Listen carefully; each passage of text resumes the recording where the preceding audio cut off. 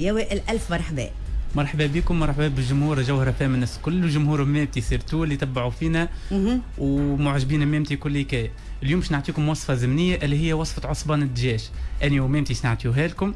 وصفه خاصه بولايات الساحل الثلاثه وسيرتو ولايه المستير.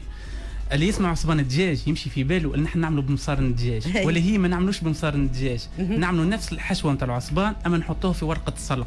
ميمتي قداش نقطعوا سلق ومعدنوس في وسط الحشوه؟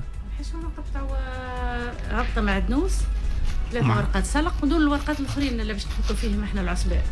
نعملوا معاهم راس صغير بصل نقطعوه. راس صغير بصل صحيح. وبعد الحوارات انهم نزيدوه. نحطوا الكرويه، نحطوا الملح ليدان، ونحطوا فلفل مهروش وفلفل احمر. فلفل احمر شوي زيت.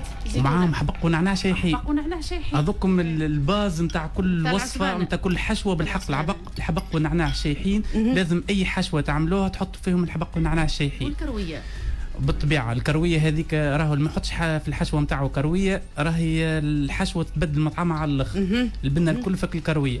بعد نخلطوهم الكل كامل مع بعضهم ونزيدوهم الحمص، ونزيدوهم زاده زدر مقطع والكبده نتاع الدجاج.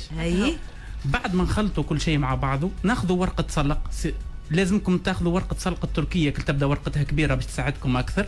نحلوا ورقه سلق في يديك، تحط فيها الحشوه، تسكرها ونحطوها في وسط الكومبريس.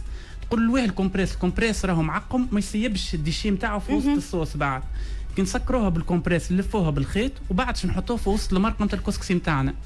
الكسكسي نتاعنا توا ميمتي برشا يقولوا كسكسي كيفاش تفوحوا. الكسكسي نتاعنا طفيحه سامبل على الاخر راهو. يحكي لنا سوسوي. قلنا ميمتي احكي لنا.